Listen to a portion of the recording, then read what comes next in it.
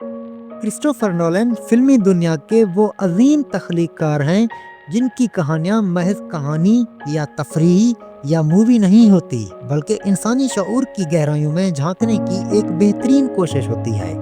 ان کی فلمیں وقت، یادداشت اور حقیقت کے پیچیدہ تصورات کو ایسے خوبصورت انداز میں پیش کرتی ہیں کہ دیکھنے والا سوچنے پر مجبور ہو جاتا ہے۔ کرسٹوفر نولن کی کہانیوں کی ساخت ایک فلسفیکل سوال کی مانند ہے جو حقیقت کی تہوں کو بے نقاب کرتی ہے اور ناظرین کو یہ سوچنے پر مجبور کرتی ہے اور اکساتی ہے کہ وقت، کائنات اور شعور کی اصل حقیقت ہے کیا۔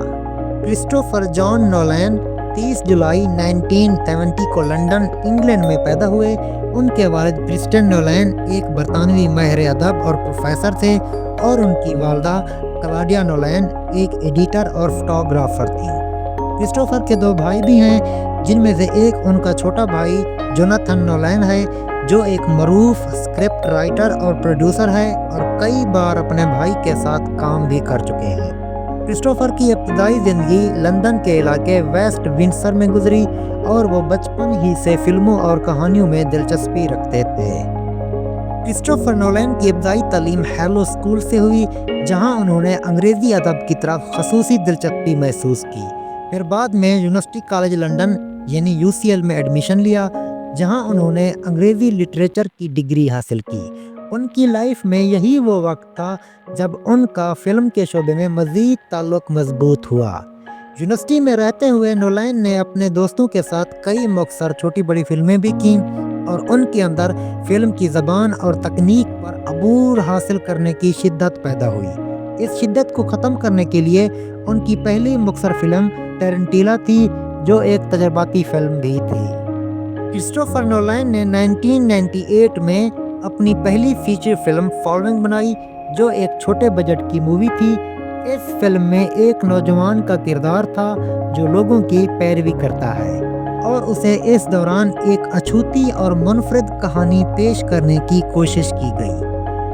فالوئنگ نے نولن کو توجہ دلائی اور ان کے منفرد طریقہ کار اور کہانی سنانے کے انداز کو خوب سراہا گیا، خاص طور پر ان کی غیر روایتی وقت کی پیشکش اور پیچیدہ پلاٹ کے لیے۔ 2000 میں میمنٹو ان کی زندگی کا ایک اہم موڑ ثابت ہوئی۔ یہ مووی ان کے کیریئر کا سنگ میل بنی کیونکہ میمنٹو ایک نفسیاتی تھرلر مووی تھی جس میں ایک ایسے شخص کی کہانی بیان کی جاتی ہے جو اپنی میموری کھو چکا ہے اور ہر دن اسے دوبارہ سے دوبارہ یاد کرنے کی کوشش کرتا ہے۔ اس فلم کو نہ صرف نولن کی ہنرمندی کا اعتراف ملا، بلکہ اس مووی نے ہالی ووڈ انڈسٹری میں نولن کے لیے کامیابی کے دروازے بھی کھول دیے۔ اس مووی کو آسکر کے لیے بھی نامزد کیا گیا اور اس کے بعد کرسٹوفر نولن کا نام ہالی ووڈ انڈسٹری میں معروف اور مشہور ہو گیا۔ کرسٹوفر نولن نے 2005 میں بیٹمین بگنز کے ساتھ دی ڈارک نائٹ ٹرائلوجی کا آغاز کیا۔ یہ مووی ہالی ووڈ کی سب سے بڑی سپر ہیرو فرنچائز میں سے ایک بن گئی۔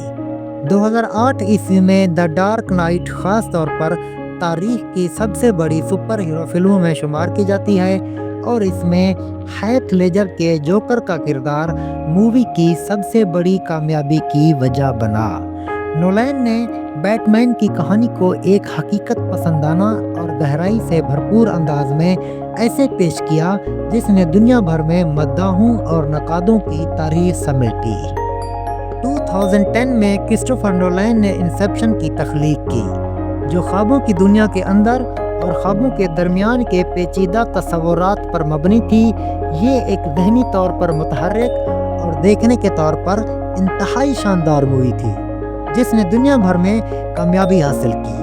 انسیپشن نے کرسٹوفر نولن کو اس مقام تک پہنچا دیا جہاں وہ ایک فلم انڈسٹری کے لیجنڈ کی طرح جانے لگے۔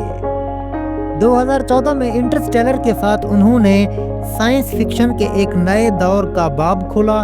اس مووی میں خلا، وقت اور انسانیت کی بقا جیسے موضوعات کو نہایت منفرد، دلچسپ اور اچھوتے انداز میں پیش کیا گیا۔ انٹرسٹیلر نے کرسٹوفر نولن کو ایک اور کامیابی دلائی اور اس فلم کے خصوصی اثرات، کلائمیکس اور سائنسی تھیمز نے اس کی پذیرائی میں اہم کردار ادا کیا۔ 2017 में डनकर्क की रिलीज के साथ क्रिस्टोफर नोलन ने वर्ल्ड वॉर 2 की एक हकीकी कहानी को पेश किया। ये मूवी 70 mm फॉर्मेट में शूट की गई थी और इसका तजर्बा नाजरीन के लिए इंतहाई शानदार मंजर था।